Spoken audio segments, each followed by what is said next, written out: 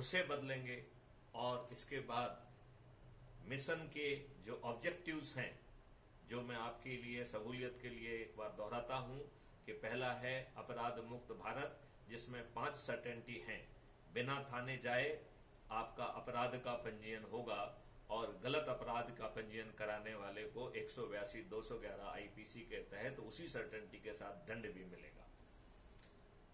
Crime free Bharat का techno engine साधारण से साधारण पुलिस ऑफिसर की मदद करते हुए अकाट साक्ष्यों को संग्रहित करते हुए 15 दिन में चालान सुनिश्चित करेगा। क्राइम फ्री भारत का distributed video based track system बहुत आसानी से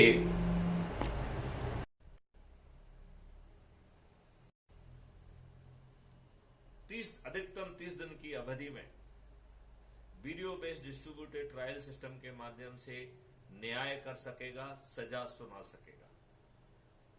चौथी सर्टेनिटी के तहत क्राइम फ्री भारत का डिजिटल चित्रगुप्त को हर अपराधी के बारे में 360 डिग्री की जानकारी होगी और अपराध घटित करने के पहले क्राइम फ्री भारत का डिजिटल चित्रगुप्त यह अनुमान लगा सकेगा कि अब ये व्यक्ति इतने साथियों के साथ इस वाहन से इन हथियारों के साथ अपराध घटित करने की नीयत से निकला है, और उसे इस बात का भी अनुमान होगा कि ये कहां जाके अपराध घटित करने वाला है। और स्मार्ट इंटरवेंशन प्रोसेस के तहत अपराध घटित करने के पहले अपराध रोका जा सकेगा। लिहाजा आने वाले समय में भारत में अपराध करना एक ऑप्शन नहीं बचेगा।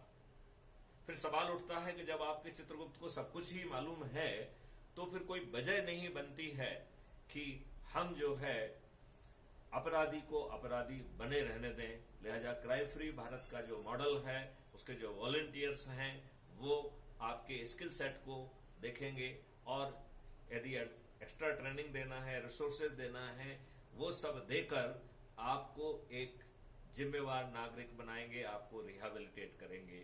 सो there fifth certainty is the certainty of rehabilitation. फिर दूसरा जो है इसका ऑब्जेक्टिव